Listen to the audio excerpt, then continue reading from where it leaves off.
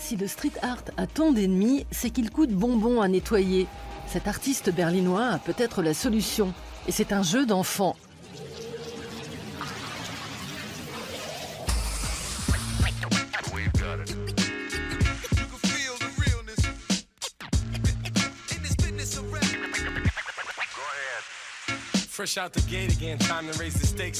Georg Firburen décore les vitres des trains de banlieue allemands de la manière la plus inoffensive depuis l'apparition du street art et la plus kitsch qui soit.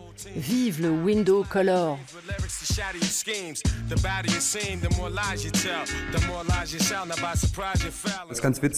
C'est assez marrant. On en trouve encore sur les vitres des pédiatres ou des dentistes. Et même chez soi, le petit dauphin sur le miroir qui a tellement durci qu'on ne pourra probablement plus le décoller. Le window color, la peinture repositionnable pour vitres, c'est toute l'enfance des gamins des années 90, comme le collier à effet tatouage et les Tamagotchi. Pas de quoi faire triper les graffeurs. J'ai beaucoup d'affection pour le kitsch et les loisirs créatifs. Alors je me suis dit, pourquoi pas essayer sur les vitres des trains de banlieue? C'est un espace qui est vide, libre, et qui est tout à fait idéal pour le window color. Les grands formats de Georg représentent jusqu'à 2 semaines de travail. Et n'en déplaise aux usagers traditionnels du window color, il ne suit pas toujours le mode d'emploi à la lettre. Je me suis aperçu que c'était une peinture comme une autre. Bien sûr, elle a des propriétés bien spécifiques. Mais c'est fou tout ce qu'on peut faire avec, malgré tout. Ça me fascine toujours de tester ses limites, de voir jusqu'où je peux aller. Alors j'ai eu l'idée de tenter la sérigraphie. Georg a commencé par le graffiti. Il s'est ensuite tourné vers le window color et son côté jardin d'enfants. Point positif, les œuvres se décollent sans laisser de traces. Un jour, je venais de détacher tout mon panneau de son film de protection. Et j'allais le coller sur la vitre, quand un homme s'est mis à hurler depuis un autre compartiment. « Hé, tu ne vas pas coller ça là, c'est illégal, c'est du vandalisme. » Il a sorti son portable et il s'est mis à prendre des photos de moi et des gens avec qui j'étais.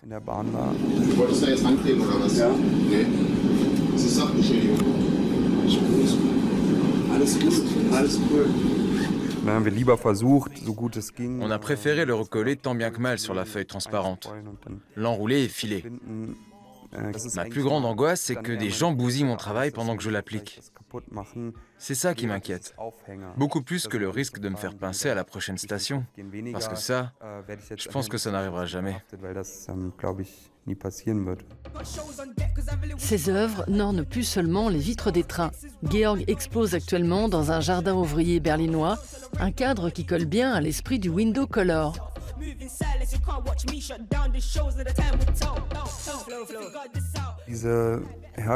La plupart des gens pensent que l'art populaire ne doit plus s'exposer dans un espace dédié. Moi, ça me paraît très discutable. Ce n'est pas parce qu'une œuvre est accrochée dans une exposition et accessible au public qu'elle est moins authentique.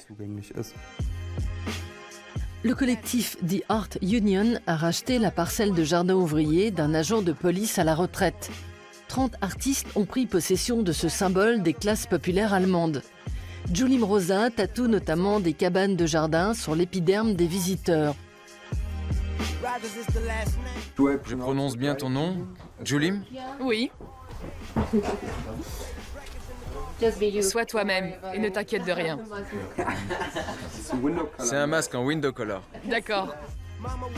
Ce tatouage restera à vie sur la jambe de Georg, contrairement à ses œuvres à lui, qui s'enlèvent en un clin d'œil.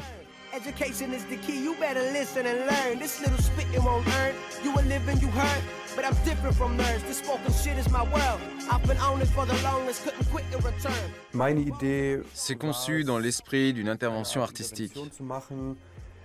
J'ai reproduit la perspective qu'on a depuis la fenêtre d'un abri de jardin ouvrier. On voit des petits rideaux en dentelle, le bord de la fenêtre et ce qui y est posé. Puis j'ai collé cette œuvre sur une vitre d'un train de banlieue. Cette vidéo que j'expose ici, c'est le making-of de ce travail. Du jardin ouvrier au train de banlieue, en passant par le street art window color et retour à la case départ. Il y a un message ?